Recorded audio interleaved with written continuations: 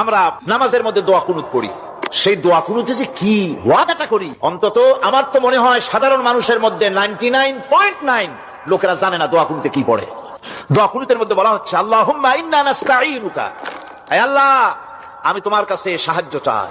আপনি নামাজের ভিতরে বলতেছেন আপনার কাছে, আয় আল্লাহ আপনার কাছে সর্বপ্রকারের সাহায্য আপনার কাছে চাই। নামাজের ভিতরে কিসের মধ্যে বলতেছেন?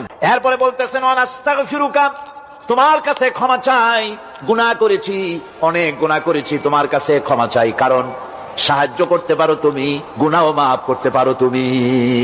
গুনাহ মাফ করার ক্ষমতা কি আছে পৃথিবীর কারো? আকাশে জমিনে আল্লাহ ছাড়া মানুষের গুনাহ কেউ মাফ করতে পারে? এরপরে বলতেছি অনুমিনু বিকা, আয় আল্লাহ আমি তোমার উপর ঈমান এনেছি, পরিপূর্ণভাবে তোমার উপরে ঈমান এনেছি। ওয়া নাতাওয়াক্কালু আলাইক, আর তোমার উপরেই কেবলমাত্র ভরসা করেছি। ঈমান এনেছি তোমার উপরে, ভরসা করছি তোমার উপরে। এই কথাগুলি যদি আমরা বুঝতাম তাহলে আত্মাটা বড় হয়ে যেত, মাথাটা আল্লাহ ছাড়া কারো সামনে নত হতো না। ঠিক না বেটি? এরপরে বলছি ওয়ানুসনি আলাইকাল খায়র, সর্বপ্রকার কল্যাণের সাথে তোমার প্রশংসা করতেছি। ওয়ানাশকুরুকা, আর তোমার কৃতজ্ঞতা স্বীকার করছি, আমি তোমার শুকর আদায় করি, সর্ব ব্যাপারে তোমার শুকর আদায় করি। আর কি করি? ওয়ালা নাকফুরুকা, আমি কুফরি করি না, অকৃতজ্ঞ নই, আমি তোমার কৃতজ্ঞ বান্দা, আমি অকৃতজ্ঞ নই। একথা আপনি নামাজের মধ্যে বলেন, কিন্তু কৃতজ্ঞতা স্বীকার করেন না।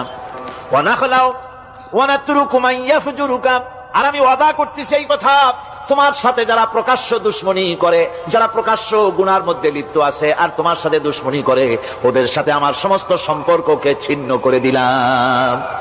দেখছেন নামাজে কি কইলেন আপনি? আপনি নামাজে কত বড় কথা বললেন। ওয়ানাতরুকু মান ইয়াফজুরুকা, আয় আল্লাহ আমি ওয়াদা করছি তোমার সাথে যারা দুশ্মনী করে, যারা প্রকাশ্য গুনাহ করে, তাদেরকে আমি পরিত্যাগ করছি, তাদের সাথে আমার কোনো সম্পর্ক নাই। এই কথা বলার পরে আপনার সম্পর্ক কার সাথে একটু চিন্তা করেন তো। আপনার বন্ধু কারা? ইলেকশন আসলে ভোট দেন কাদেরকে? কাদের চা খাওয়ান, কাদের চান্দা দেন? একটু চিন্তা করেন, অঙ্কের সাথে মিলাই নেন।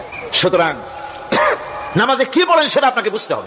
এরপরে বলা হচ্ছে আল্লাহুম্মা ইয়্যাকা না'বুদু ওয়া লাকা নুসাল্লি, আয় আল্লাহ তাআলা আমি একমাত্র তোমার গোলামি করি।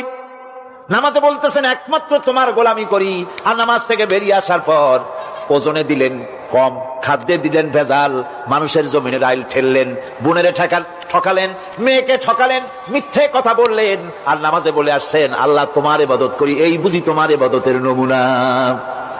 এই বুঝি তোমার ইবাদতের নমুনা? মুনাফিক নামাজ বোঝে নাই, পাপ তারে ফিরে, নামাজ তাকে পাপ থেকে বাঁচাতে পারে না। হায় আল্লাহ একমাত্র তোমার গোলামি করি, ওয়া লাকা নুসাল্লি, আর একমাত্র তোমার উদ্দেশ্যেই নামাজ পড়ি, মানুষকে দেখানোর জন্য পড়ি না। নামাজটা পড়ি কার জন্য? কার জন্য? এরপরে বলছি ওয়ানাসজুদু ওয়া ইলাইকা নাসআ, আয় আল্লাহ আমি একমাত্র তোমাকেই সিজদা করি, আমার সমস্ত চেষ্টা সাধনা তোমার জন্য নিবেদিত। আমার চেষ্টা, আমার জিহাদ, আমার আন্দোলন, আমার বাঁচা, আমার মরা, আমার ব্যবসা, আমার বাণিজ্য, আমার সব তোমার জন্য। কার জন্য? দোয়া কুনুতটা কত বড় গুরুত্বপূর্ণ চিন্তা করেন। এরপরে বলা হচ্ছে ওয়ানাহফিদু ওয়ানারজু রাহমাতাকা, আমরা কষ্ট করি আর তোমার রহমতের আশা করি। হায় আল্লাহ আমরা কষ্ট করতেছি আর তোমার রহমতের আশা করতেছি।